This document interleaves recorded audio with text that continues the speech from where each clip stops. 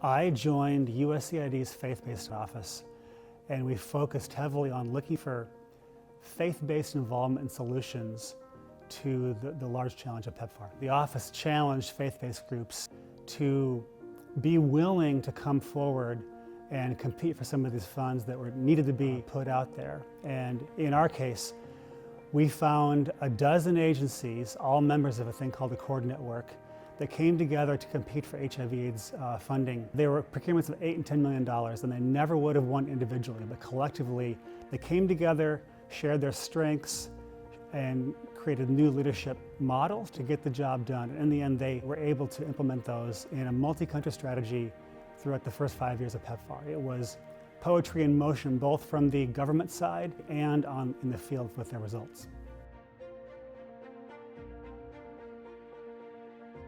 The faith community came in droves to learn more about the initiative, find out how they could help.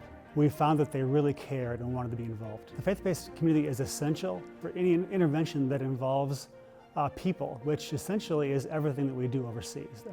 The government isn't as involved as it once was on infrastructure.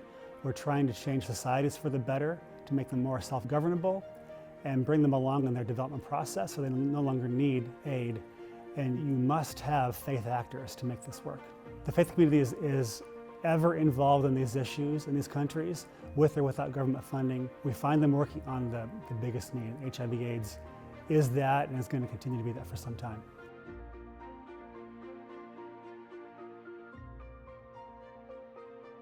PEPFAR is a great untold story. It shows that foreign assistance can work and can work well. The original PEPFAR funding that Accord members competed for, it changed them for the better.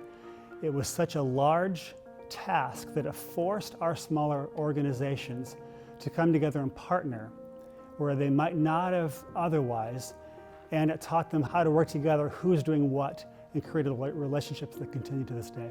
PEPFAR restored my own faith in the efficacy of foreign assistance.